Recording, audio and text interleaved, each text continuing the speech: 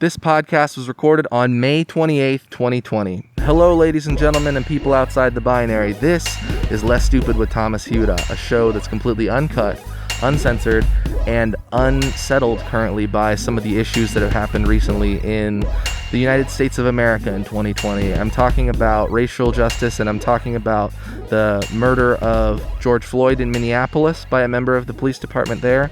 I'm talking about Ahmaud Arbery's killing in Georgia. I'm talking about the death of Breonna Taylor in her own home. And I'm talking about Christian Cooper having been totally falsely profiled by Amy Cooper in Central Park.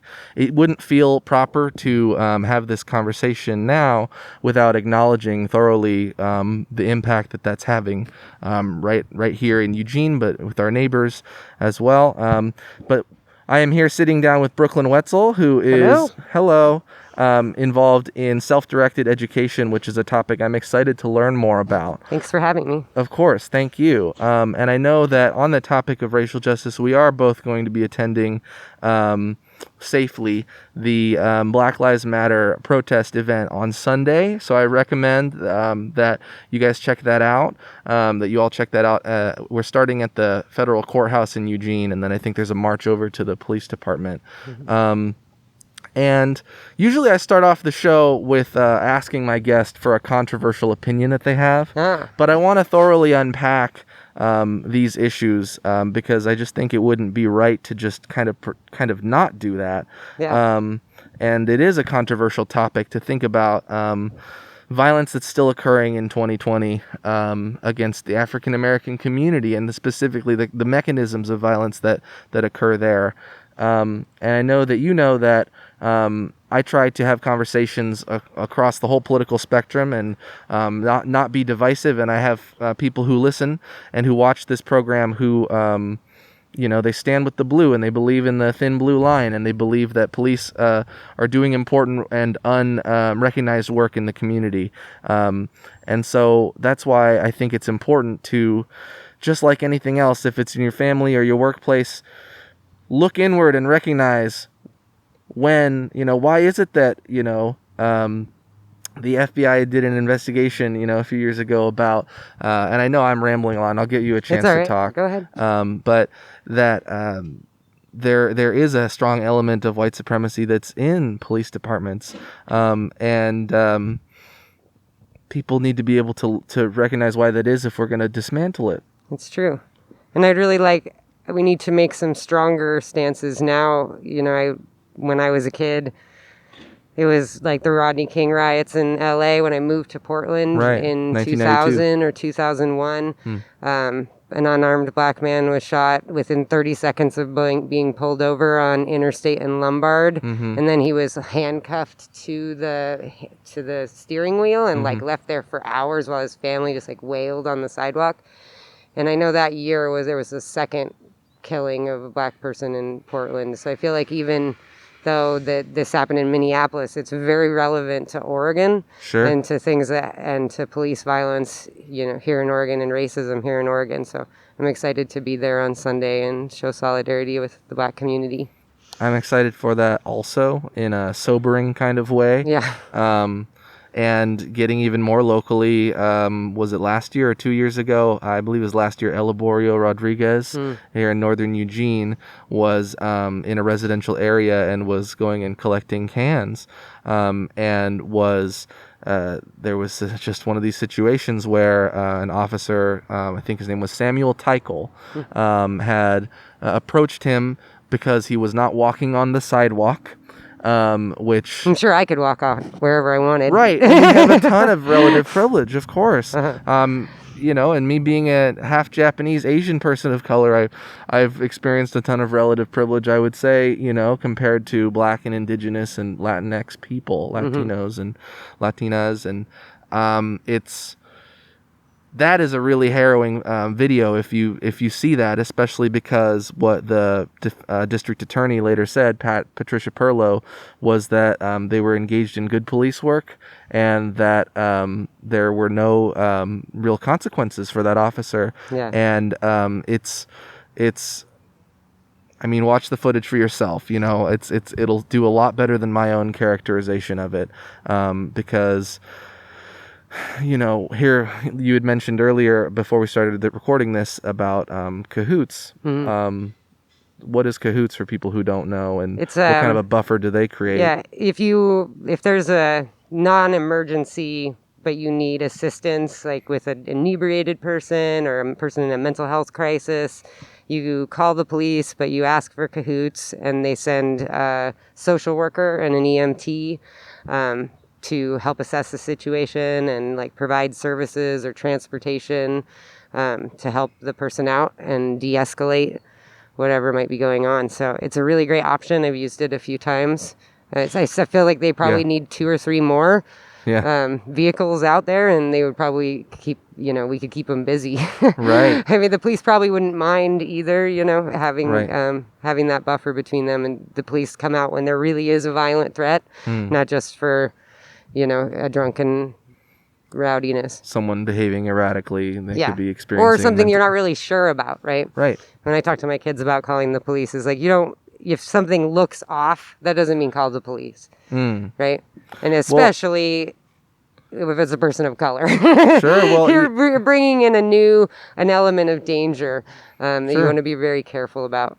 And, I've had I still have friends whose parents are part of EPD, and I think that they would probably say that they feel that they experience stereotyping or assumptions. And my point with that is that if that is the status quo and that is the case, and it's obviously, hopefully understandable that people fear the police. I mean, they fear the state doing things that are going to, like, either in the worst cases terminate, but ultimately like thoroughly impact the rest of their lives, that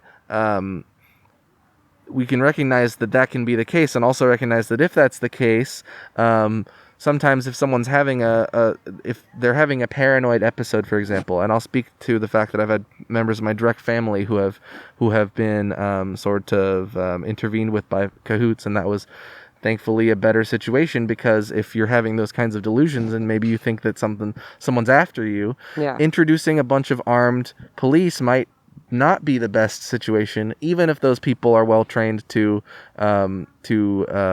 intervene in a way that hopefully is eliminates a threat or reduces a threat. It can still, by the very nature of this society, the history that we're standing on, that we're not separate from, and that can be a real have some terrible outcomes. Well, I'm kind of on the other. I mean, I'm not anti-police, but I'm an abolitionist. And as an abolitionist, I know that doesn't mean that we're just instantly. I don't want to just like poof, the cops are gone and prisons don't exist. I don't think that that's possible. But I do feel like we can work towards providing basic needs that will lower crime, like addressing our mental health crisis in this country. Right. We don't have inpatient services. There aren't accessible. There isn't accessible help for people, and I think that leads to violence and pain, and exacerbates this problem. Right. Absolutely. And mental health. It's like we kind of can pat ourselves on the back for the fact that our dialogue has become a little more robust about it, and a little less primitive and a little less shamey and stigmatizing, but that's just the first step. We have to tangibly put resources behind, getting mental health professionals, getting them paid more and getting more of them out there, and I don't making think them more people accessible. realize that there aren't things available. I had a family member they had a teenage family member that needed mental health care, emergency mental health care, and they sat at a hospital in an ER for like over a week and a half waiting for a bed. Wow. Yeah, and there's pretty, and then the police, because of they're not an ER isn't set up to handle that. So when things went badly, they brought in the police inside of the ER to handle the issues. So and it was a no good situation. And I'd really like to see that at the top of the agenda.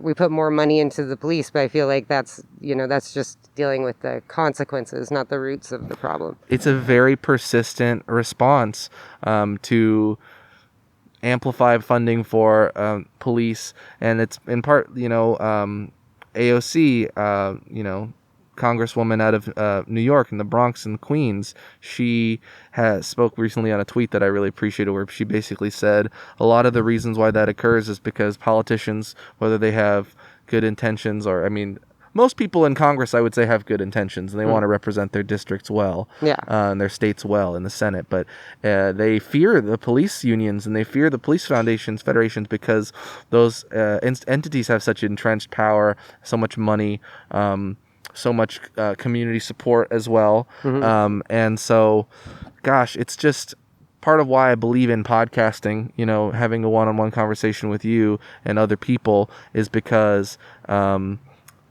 maybe we can sort of break down the idea that I'm on a team and you're on a team and these teams are at war with each other, but instead listen to each other, hear one another out, and hopefully change some hearts and minds a little bit. Yes. That's kind of what led me to self-directed education, so that kids could start practicing exactly that, like communicating with each other, working together, making their own decisions, just giving them real life experience, having that freedom.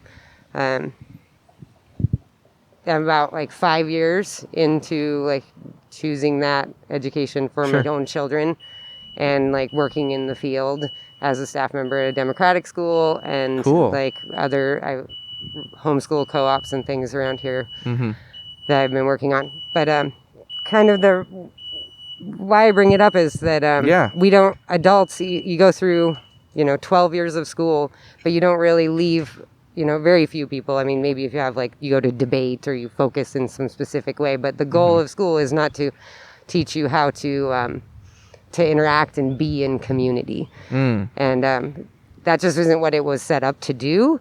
And the current goals of education are more to hit Common Core standards and to hit certain curriculum and academic benchmarks, not to lend better social skills or ability to critically think or problem solve in a group.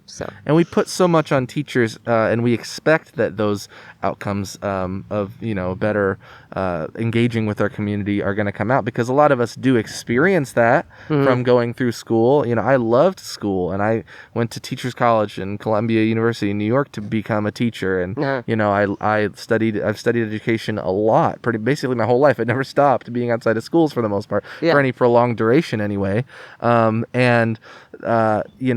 it's totally true that the foundational models are really about perpetuating what the social rules are, and following those out, and building those into kids from a young age, socializing them into that. And honestly, I think most people can probably recognize all across wherever you sit on political or social issues, schools can squash creativity. And they're failing in major ways in creating critically thinking people that can disseminate truth from not truth, who understand, basic concepts of science and, I don't know, maybe morality. I don't know what school's supposed to teach, but we're not coming out of it with our population is really lost. America is really lost. And, I do hold the education responsible for that, because that's where the kids are coming out of. We all are kind of born out of that system.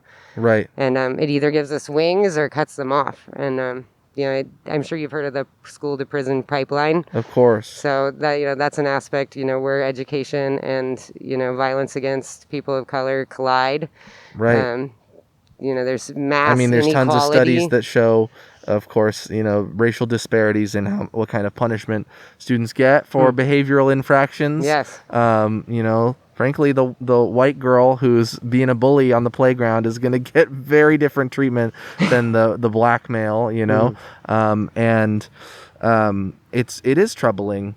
It didn't really. I follow the Alliance Against Seclusion and Restraint, which is an organization that, works against seclusion and restraint in schools.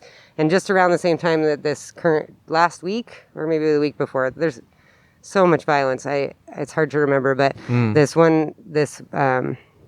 youth in a youth group home situation threw a sandwich at someone and was restrained and strangled to death. in the Wow. restraint inside of a foster home, I think in Chicago, Illinois. Wow. Yeah, and it was, of course, a black kid. And I say, of course, because Mm-hmm. that is the level of violence perpetrated on people of color is always extreme. So, And I think comparatively. that honestly, people of color are so often told by broader society that it's all in your head. You know, that and so if we really want to have a paradigm in this country where there is like racial harmony, right? We need to get rid of the problems that make it so that people have to feel on guard when they leave their homes, when they go to anywhere that they go where they know that they're going to experience targeting or that's a real possibility for them. Yeah. And so, you know, we need to be able to better listen to those communities and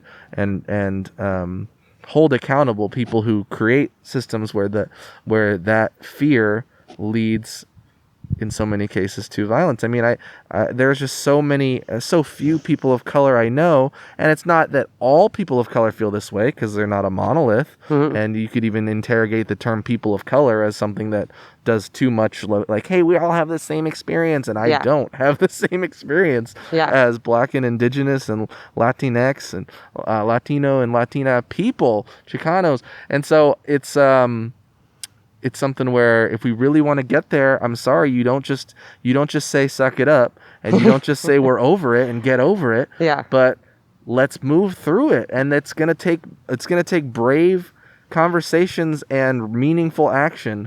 Yeah. I was listening to a podcast Sean King does.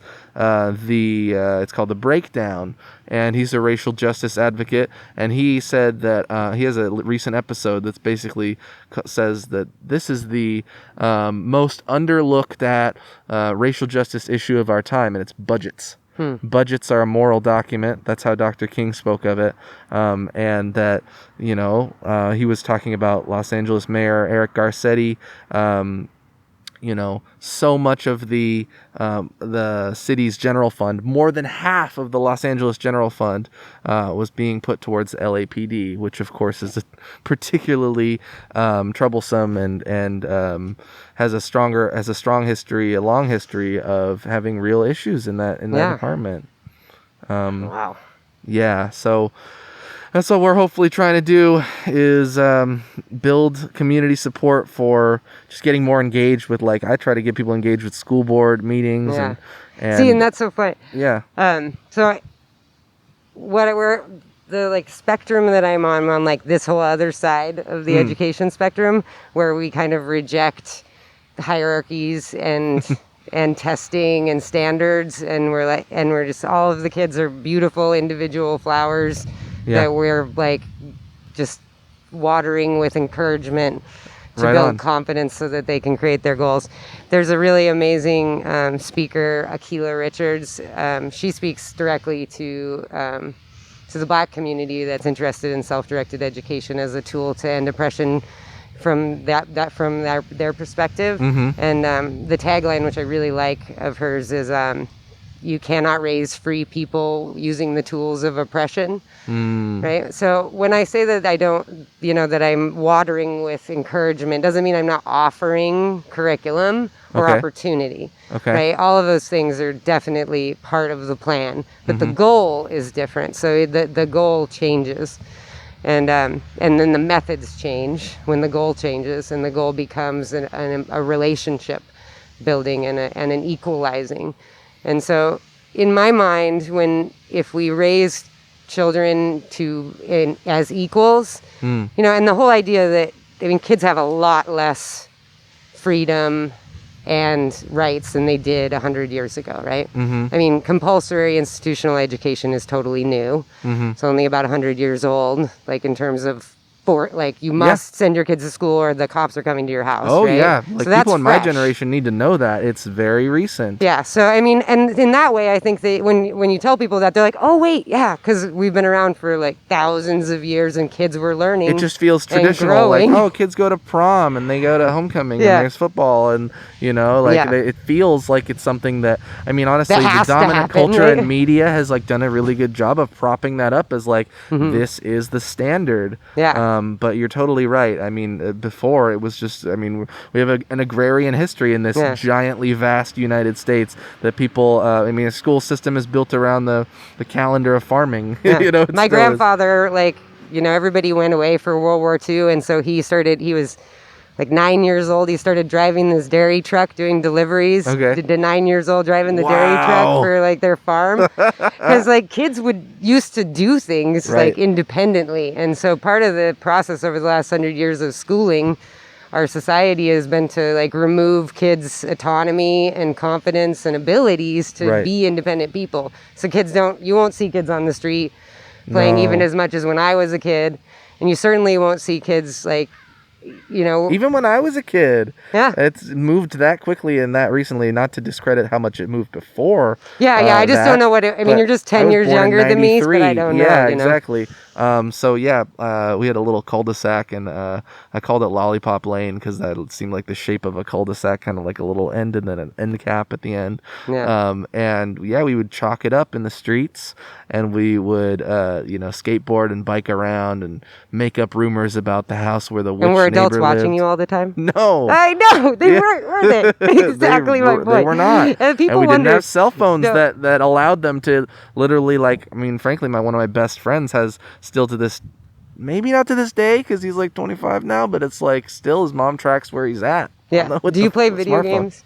I play a lot of, mostly like Nintendo and cartoony stuff. Okay, well, it doesn't matter what way, but I was just going to say that, now people don't understand how kids are playing video games if you consider that video games are a free place. They're one of the last, like, the digital spaces of one of the last free places where kids can just be without adult interference, and when we're talking about sandbox games like Minecraft or Fortnite or something like that, those are really free playgrounds when they,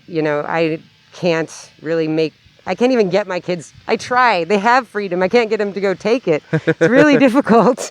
Yeah. The helicopter parenting isn't something that our generation did on purpose. Right. Are you a parent? No. We haven't gotten that far in our conversation. I hope to be eventually, yeah. Well, you my don't parents, realize bless their heart, that you just they're get great kind people. of like... Sorry, my parents are great people. They didn't do a great job as parents at a certain point. So I'm like really trying to focus and be like, I got to pick the right partner. We got to communicate well. We got to be able to have all our financial ducks in a row as much as possible. Don't wait too long because like the financial thing might never happen, and kids are raised on love, not money. You don't think I'm going to become a multimillionaire off a podcast? I just stand by so kids cynical. Are raised on love, not money. That's just like all I have to say about it. True, so true. Okay, my bad. I cut you off.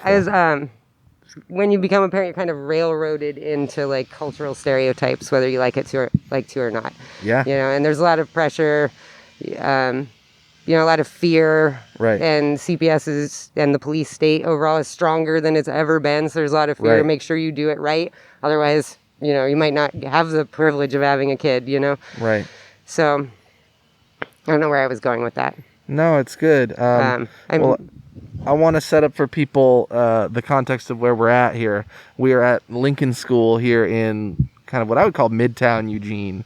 And so we thought it would be an interesting backdrop to be able to show that, unfortunately our children are not able to play here on this playground during this pandemic, which pandemic could have gone a lot better if not for really terrible federal leadership on some fronts. But we're not here to protest that. No. We're not Karens.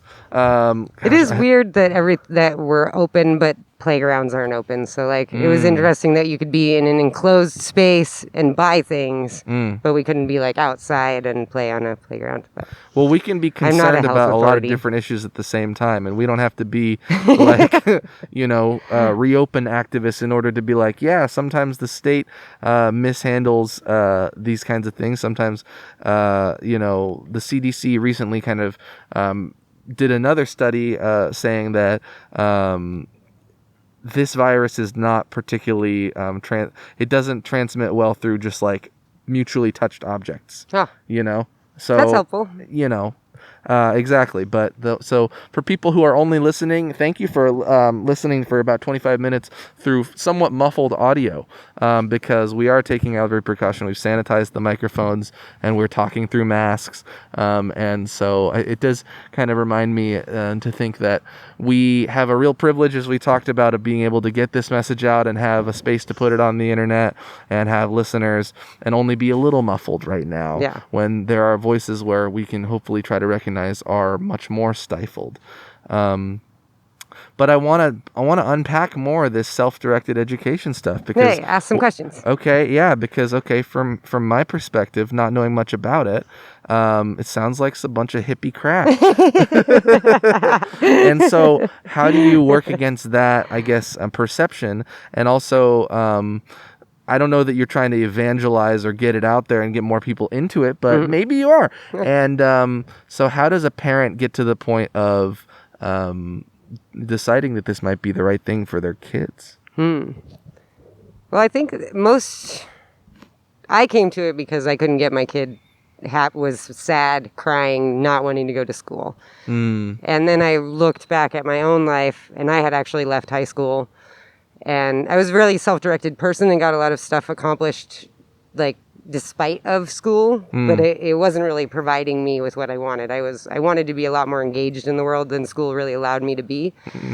And so I made a plan to graduate early, and then ended up just leaving school at the end of my junior year and got my GED. And so since then I've gone to college and continued on my life. So I know many dropouts from high school that have completely fine lives, but they won't tell you that if you do it. Yeah. True. So I think that a lot of people come to it because their kids are incredibly unhappy. Okay. And then they maybe look deeper into why they're unhappy, or they have a neurodiverse child and they're trying to struggle to fit that kid into a system that won't fit, and trying to make an IEP or some specific way to accommodate in a system that really can't accommodate their kid. And there's a lot of resources because this form of schooling has been around for 100 years. The oldest school has been around for 100 years, and which I thought was impressive. So there's cool. Many, many graduates of this form of education. You can see that they're normal, successful people are doing various things like people do. That's Summerhill, which is in England. Okay, I've heard of it. So that's a boarding school, right? And then about 40 years, Summerhill was founded here in the U.S. And so those are both democratic schools. There's different models of self-directed education. So I was working at a Sudbury Model School in Montana, and all of the decisions about the school are decided by the students, by the student meeting, including hiring staff. Wow. And how they spend the money. No shit. Yes. That's amazing. Yeah. It's really, really amazing to watch kids come into the power of knowing of having that power, and then and if you give kids freedom, so funny, they're responsible with it. But you would never know that if you don't try. It is so funny because even me having such an amazed reaction to that, it makes me want to interrogate, why do I feel like that's radical? Why is it that I am more okay with the status quo school districts and all the vetting and that kind of process for putting someone in front of my kids for whatever it is, 6 hours a day, than I am with the fucking kids being able to have a say and say, you know what, we've got some great lessons with Miss Sherman, and let's have Miss Sherman, teach us. And it's a real election process, right? Right. I was a staff member, kind of a volunteer staff member for 2 years, and at the end of the second year, I applied to be a paid staff member and tried out. So I did a week, and I already knew the kids. Okay. And I had already kind of been doing the position, so this is almost it's a really tragic story, actually. But it proves the beauty of it. So I did my week, and I took the last week. I was trying to be really fair. I should have been really campaigning, but I didn't want to manipulate these kids, right? Right. So I tried to be really fair, and the other two candidates had a week trial as well, and then they did ranked choice voting, so the kids got to vote for everybody or anybody that they wanted or everyone. Wow! And I think I lost by 2 votes. Oh! And it was really It was super sad. It's almost like losing a job that I really loved and then also not getting one I really wanted. But, that's democracy. That's how it works. And my kids and leaving that school, they have so much confidence in, in themselves, in what, in their own autonomy and speaking up for themselves. And I started to realize that How powerful is that? That's awesome. Yeah, and I started to realize that if you break down these hierarchies between adults and kids and equalize it in a real way, like I'm saying, giving them choices, making them equals to us, which I know it's radical, but you're also keeping them safe.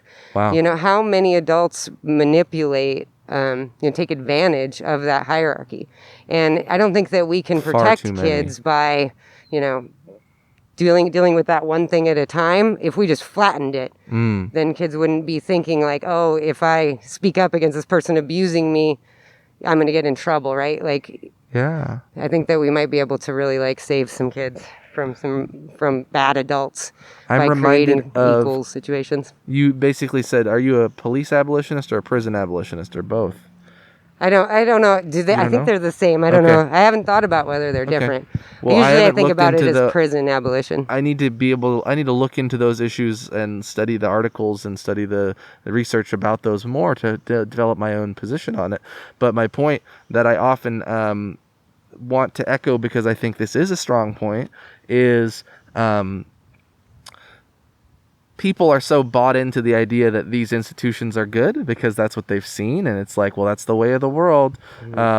But we should be able to ask, if we want to build a better world, are these working? Like, is it working, and is it working for whom? My first guest, Ty Williams, on episode 151 says that anytime we move forward in the world, we got to ask, for whom is this working? And so when I think about self-directed education, and you're talking about these people who can so often manipulate the power dynamic. The status quo is not that things are working well. A lot of us know people who have abused their power in schools. I was taught by some of those people. I was coached by some of those people. In 8th grade, we had a long-term substitute who got a lot of notoriety because she was having sex with my 14-year-old peer. And I also had some baseball coaches who were twins who were hoarding child pornography on a laptop, and the person who was doing that was a middle school teacher as well.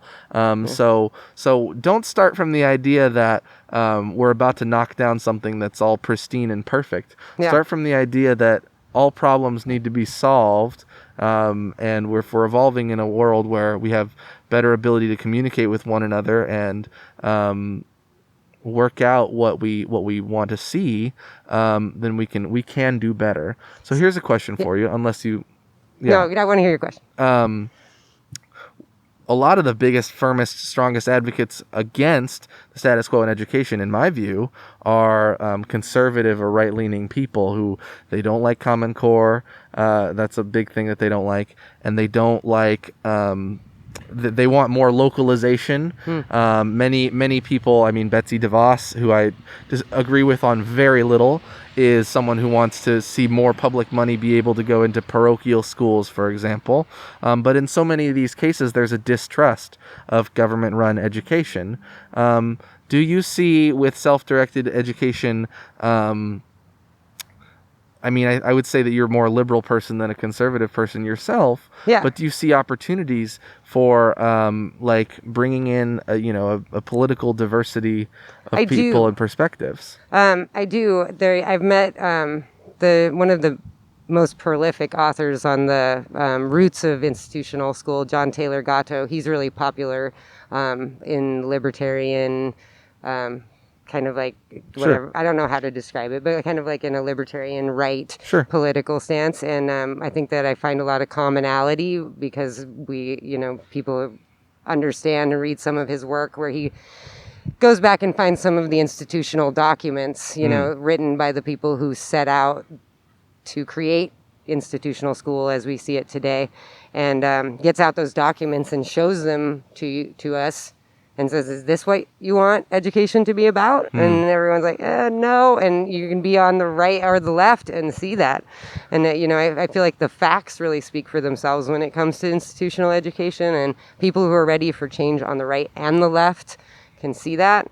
I've seen there are certainly there's different models. Like I said, there's different models of self-directed education, and some of them would be more amenable to political diversity than others.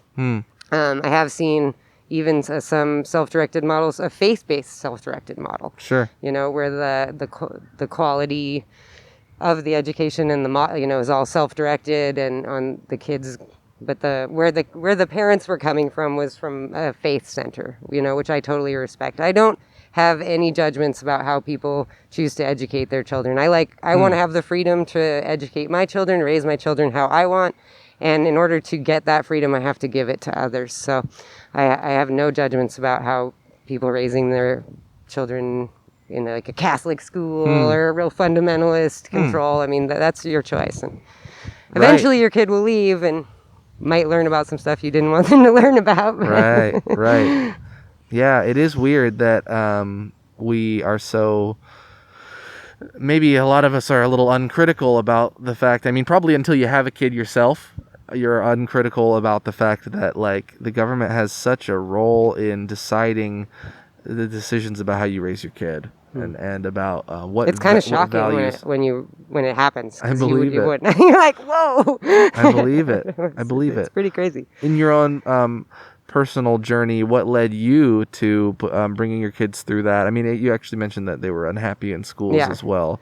And then I connected it. Like I had read John Taylor Gatto in high school, and that had gotten me out of high school. But much like you, or maybe not if you're thinking about kids, but when you leave school and you don't have kids, you don't think about kids anymore. You're like done with childhood. Right. You're not even concerned. Like most of the, single adults without kids that I know don't really care or want anything to do with child caring, child rearing, right? So it becomes kind of this exclusive club of parents and educators. And messy. Both of those to me, like especially young kids. I just so they're kind of warehoused, right? And I think that there's this concept that we have to keep the elderly and the youth away from us producing middle-aged people because we're important for the capitalist establishment. So we were good for the economy, but having a bunch of like kids and elderly people in our way all the time, that'd be like no good. Right. We're having a pretty great, somewhat abstract conversation about this, and it's good that we're here. Is this a self-directed school here? No, this used to be a school, and now it's luxury condominiums. Oh, okay. So wow, fascinating. And a park with a garden. Sounds pretty much like the way Eugene has gone in the last 10 to 20 years, and it's sad how I've been a lifelong Eugenian and seen how certain interests have been catered to at the expense of people who have lived here and fought for the values that we have here in Eugene. But so, like, I'm trying to make this from something that sounds like a cool and maybe idealistic view in people's heads into something where they can really see what it is and what is so what are the schools that are around here for one thing? Are they from all ages, like pre-K to 12? And just talk more about them. Most of these schools are the full range. Like, so the one that I worked at was for kindergarten to 12, all mixed ages. And mixed aging is kind of a key ingredient to self-directed education because then people can move where they're comfortable in terms of curriculum. And then there's this amazing learning that happens from kids looking to older kids, not to adults, right? So that's not to cut you off. We were so segregated at Kelly Middle School when I was there. Oh, yeah, you're even like against the grade right above you and against the grade below you. Oh, yeah. The sixth graders were not allowed to go into the 7th and 8th grade section of the school. And it's the only time in your life. Bullying is what their MO was about it. But so since you're kind of new to self-directed education, that's a really new. I'm very new. So that's the really key question to ask yourself is why is it reasonable to segregate ages in school the way that it is, even though there's no other time in your life that you will do that, and it's not really doesn't really fit developmentally either, right? Because all 7-year-olds are not like growing exactly the same and have the same brain and all look like perfect little 7-year-olds, right? And then if you even like skip a grade, or especially if you're held back, I think there's stigma.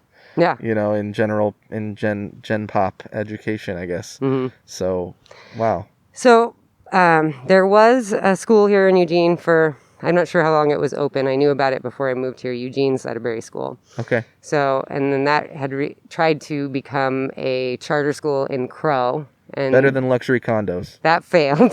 And then there's another model, the Agile Learning model, that I did a training for last summer, and then we were kind of trying that out at the Cascadia Learning Cooperative last fall. Coronavirus has closed the cooperative since then. So I'm working on a project that is not involved with having a building, where I just take out groups of kids to explore the community freely. And I help them navigate like the decisions they make and interpersonal conflict. And I just kind of serve as like a happy little safety guide as they go on their adventures. Probably adventures that me and you would have done alone, but kids aren't allowed to be alone in public anymore. So I help provide a free experience for kids that might not get it otherwise. So that's where I'm at so far. I'm working with other people to start maybe getting something going in the fall. It's hard to know whether to work towards getting kids together or to table it. Right on. It's really confusing time to be alive. Well, I have a question, and I have my own feelings about the question I'm about to ask you, but I still think it's worth asking as a jump off for conversation.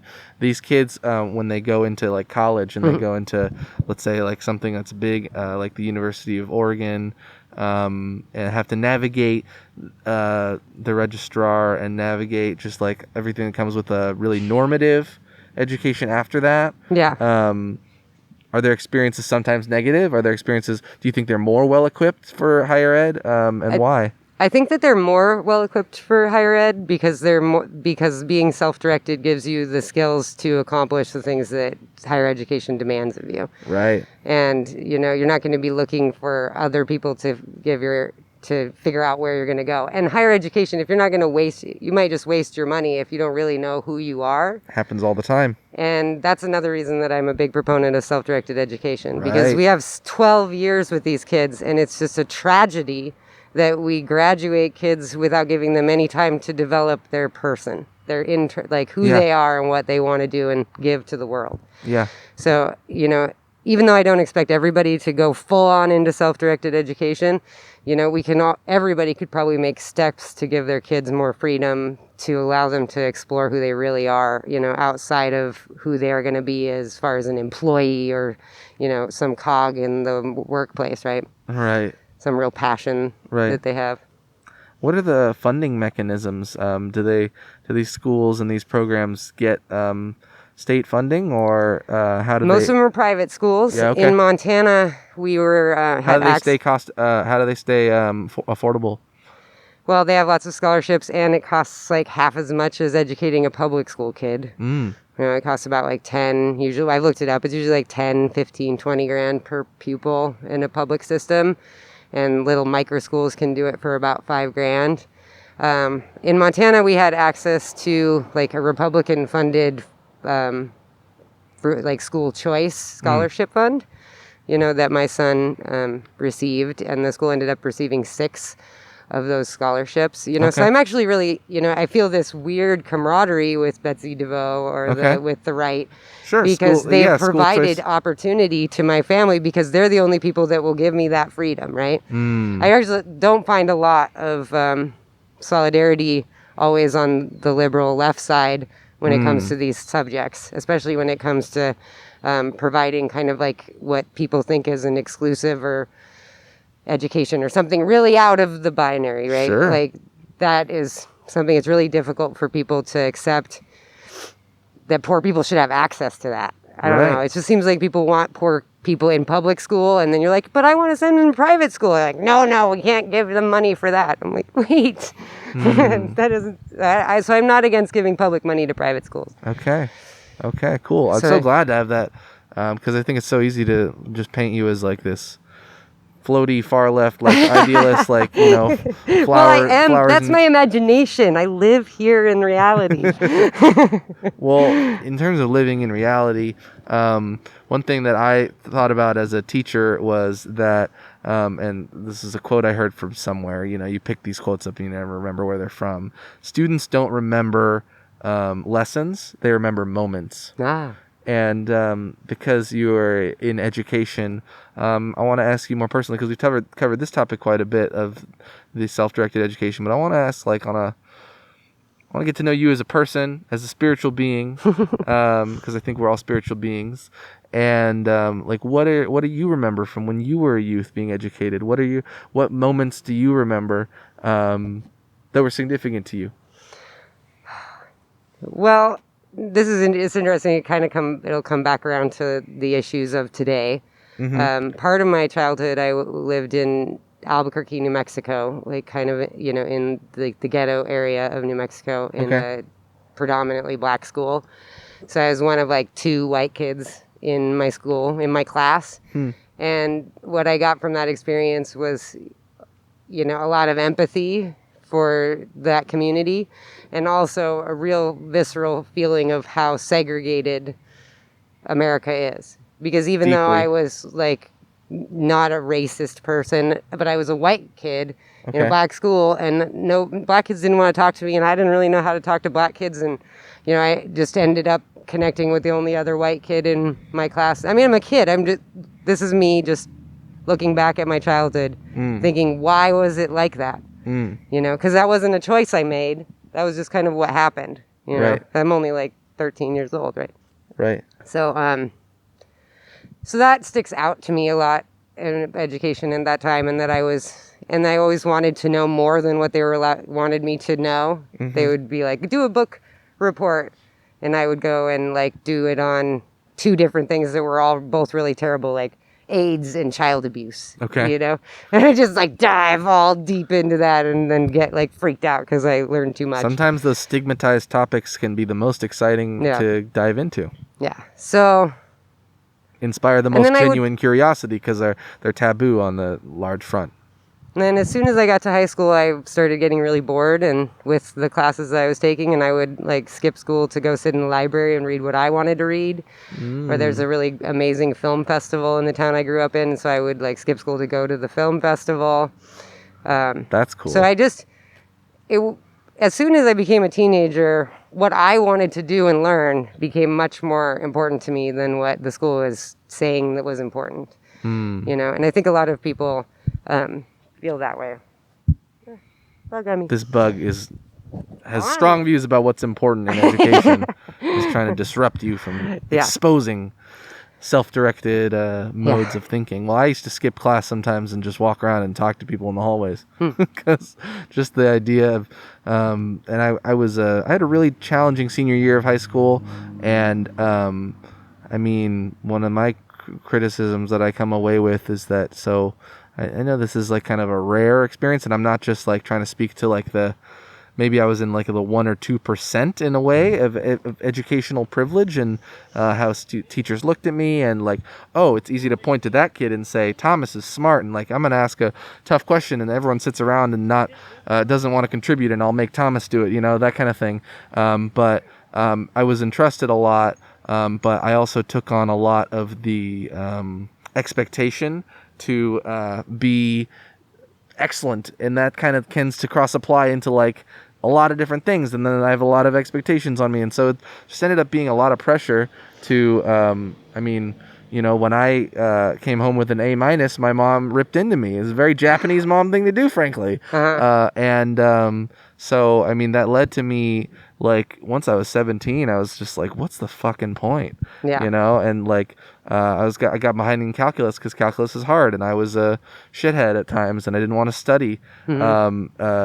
Because frankly, I'd never had to study until I was 15. I'd never had to study. I just I did my own thing, and I learned enough from my own life and Wikipedia and the internet and Isn't that weird that you get labeled smart? I looked at my mom saved a ridiculous Oh, I'm a amount dumbass. of paper. That show's though. called Less Stupid because I'm an idiot. Like, I'm like So my trying mom to be less saved all stupid by this talking paper. with people. My mom saved all this paperwork, and in second grade, I have like a report card, and it says college bound.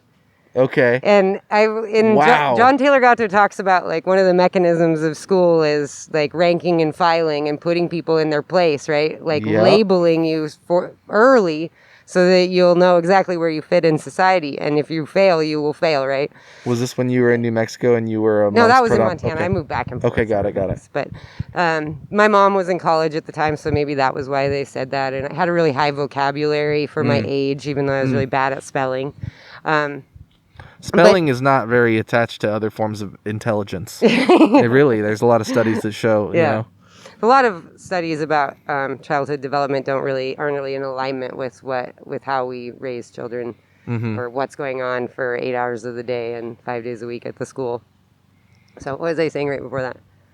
You were labeled college bound. Yes. So I'm labeled college bound. Right. You're telling me there's another second grader out there that's labeled not That's college the very bound? first thing I think of in that situation. And that is just heartbreaking. That's such a sad and truthful, like, honestly, let's be real. People get written off at that young age all the time, and it's based on a whole bunch of factors that they have no control over. Yeah. And it's hurtful. It's really hurtful.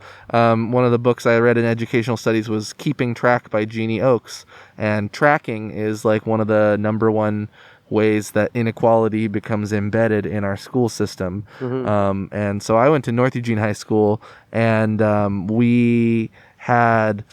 some pretty woke educators who tried to push back against this notion, but we were a highly tracked sort of program of school, and we were split into 3 different small schools, had their benefits and had their drawbacks for sure. Really, if people don't know, it's basically just like when at an early age and in various scenarios, you put people into like the general math, and then like this person's like put them in the advanced math, and it becomes really hard to transcend those like castes practically. But the schools like to do a really good job of highlighting like the 1 or 2 people. It's like, oh, turnaround student of the year. You know, this and there person could be weird mistakes. Like I don't play an instrument because I moved the year that they introduced instruments. And then I moved back, and it was like I had missed the introductory year, so you have to be in choir. Because I couldn't go, because the way the scheduling is, you know, you have to learn intro in 5th grade, and if you're not there intro 5th grade, then you sing instead of play an instrument. Right. This seems unfair. I don't think I'll ever forgive him for that. I'm glad. Well, let's talk about creativity, because I mentioned that schools often squash creativity. But in your experiences with self-directed ed, have there been more opportunities for kids to get involved? Especially because I worry about also even like, okay, if everybody is expected to do a music thing, then that can be good for the kids who like music, but it can be extra challenging for kids who aren't into that. So talk about the creative opportunities. Are they there? Well, my child, Rowan, is a really talented graphic artist. Nice. And part of them becoming so talented is having kind of a ridiculous amount of time to explore it. And to be able, and without instruction, you know, just to kind of explore what they wanted to draw and then try again and then try again. And after being in a self-directed school and just seeing kids explore and create without being told what to do, and then I would go into an elementary school, because I'll end up there for some reason, and then it will be like 20 paintings, and it's all the same painting, and that's the art class. And I'm beginning to question whether or not that's an art class, or if, right, or are we just the printing press, the old school printing press? Yeah. Wow. Creativity is so much more than following instructions. And, you know, we're starting to schoolify everything, so no one ever thinks they can just like randomly create. They want it to look perfect, you know. We have people pay to drink wine and get told how to like paint things. You know, those paint by the number adult evenings. You know, I feel like that's a result of people just not feeling comfortable being creative without being judged. Very true. And so that they have to, you know, make sure that what they make is going to look good and take a special instruction so that they don't end up with, something they're not proud of. Yeah. But creativity is about making some stuff that doesn't always look good. Everything Totally. the art I did yesterday, it's always crap, right? The art I do today is the good stuff. That's so funny and true. Well, I love music deeply, and a lot of my close friends are musicians, and I just want to speak briefly about the 90s were a really great era for music, in my opinion, and I love a lot of rock music in particular and hip-hop that came out of the 90s. But one of the things that's happening now in the last 5 years or so that I think is really cool is, so just on a broad historical, kind of sociological way that music is a conversation with people about issues. The 90s was Kurt Cobain is a Pacific Northwest icon, and it's because there were proto grunge artists who he idolized, like Melvins and Pixies, but just throwing away these conventions that were defining popular mainstream 80s rock, which was super glam, super technical ability, like shredding solos, and in many ways, carrying out, when I hear you say paint by the numbers, that's the ultimate, there's 900 numbers on this little page, and that's kind of what it's like, is that kind of music. And then Kurt was like, I'm gonna make the most effective song possible with 3 chords, and I'm gonna scream it, and we're gonna make it sound crunchy and disgusting. And that's happening in hip-hop nowadays. There's actually a lot of people who are into music are characterizing this sort of SoundCloud rap, which is a great liberated form of people being able to put out anything, no matter what the quality of it is. They're able to totally deconstruct that super opulence that was true of especially the 2000s bling era and early 2010s Jay-Z, Kanye West, that kind of music. And so it's been really cool, and I know that this is a little bit out of left field, but it's a podcast, we go wherever we go. And I've loved to see exactly that some things that are really aesthetically beautiful to people are maybe rebellious, it's not what their parents think sounds like good music, but also it's just it's special, and it hits your ear differently because you expect it to sound a certain way, and it goes in a different direction, and that's art. What are some of your favorite musical artists? I always ask people about music on the show. Well, I know that you are into hip hop, so I'm my favorite hip hop is Dead Prez, Boots Riley, The Coup. Nice. I listen to a lot of The Coup in my house. Doyle Canning brought them up when I had her on. Oh, really? Yes. Oh, cool. Absolutely. Boots took time out of his life during Occupy Wall Street to video conference with my group in Missoula, Montana. No way. And talk to us about what was going on in our activism at that moment. Sweet. A lot of respect for him. Right on. Let's see. I'm really into electronic music. That was kind of when I moved to. I'm really into dancing to electronic music. When I moved to Oregon, I was involved in Portland's electronic music scene. Nice. So when I go out to music, that's what I go to hear. I go to hear DJs and to trance dance. So that's kind of you can see me getting down like that. That's fucking great. Yeah. That's awesome. And in many ways in Eugene, I go to the Whitaker Block Party, and that's where it's most poppin' among the youth, is they really like EDM, and they like all sorts of electronic music. So I liked it before it was called EDM. Right, there you go. Well, there was a term before called IDM that was fraught. Yeah, that's just a different genre, right? Right, intelligent dance or intellectual dance music. Yeah, but it probably has some specific sounds at the time. Yeah. I remember sitting at a festival, and my friend, there was 3 different stages, and I couldn't tell the difference between the different types of electronic at that moment, and he was pointing at one and telling me, that's drum and bass. Listen. Right. Now listen to that one. That's house. Right. Listen. Right. And then you have to learn. Right. I mean, it's almost like classical music in terms of the complexity. I like trip hop a lot. Me too. So, gosh, there's Paramatma is an album I really like by Monopoly, MONO/POLY. So that's really good. But I think one of the things, if I was to point at in a mainstream sense where electronic music broke out the most, it was Skrillex, I would say, when I was in 10th grade. Not this. Yeah, with dubstep, he really brought dubstep into the fore. Dead Mouse also was big for electronic music. Daft Punk also. But it's been cool to see that. And it's also another way where like anybody can make that kind of music without having to have a real drum set or like all the things that used to go into recording music. So it's dope. Yeah. Are there other things you wanted to bring up? It could be related to things we've talked about or anything else on the pod. Let's see.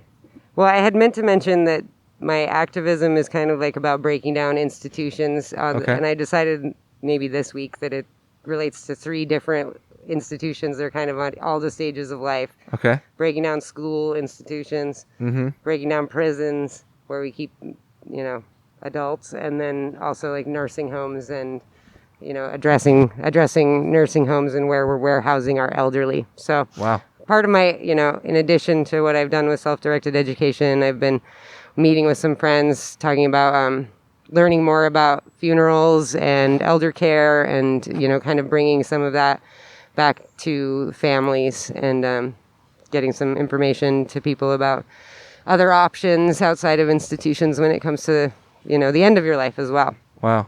So that's kind of where I'm at. That's very personal. And I was going to go, I had a whole bunch of plans for 2020, but I might get back to the drawing board on a lot of them. So we'll have to see where I end up. Right. Because of COVID? Or, yeah. Because, I like to throw events. So I was going to do an event. I was going to do some benefit events. I was going to do some educational events around these subjects that I'm passionate about. And so now I'm trying to figure out whether I can do these in a digital space or, just So table them different. for a little while. So different and not the same. But I do really like the access. Oh, and that's I hope amazing. that it stays. Of course. Like I would like it to see a digital attendance option always from now on, because it really gives me the ability to show up. As a parent, and my mother's disabled, she can't go places. If we really want to equalize things, having digital tickets is amazing. So I hope that that's something good that comes from the pandemic in the long term. Totally. I think that's great. So that's all. Well, that's great. And before I let you off the hook, I have my final question I always ask people, but I also just want to say that if people are interested in self-directed education, you seem like somebody who'd be open to answering questions. I am. And definitely. How can people contact you? You can find Eugene Flying Squads on Facebook and message me through there.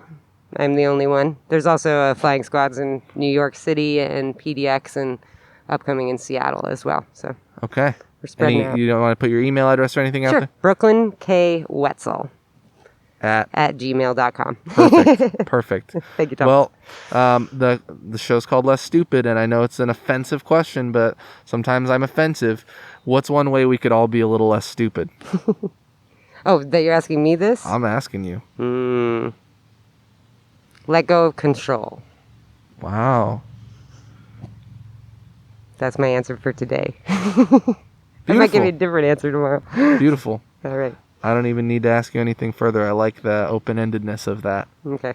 And I'm a believer in thanks for spiritual faith, so I would say let go and let God. But that's me. Thank you, Thomas. Brooklyn. Thank you, and Thomas. Thank you, everybody, for listening. Have a great day. Bye.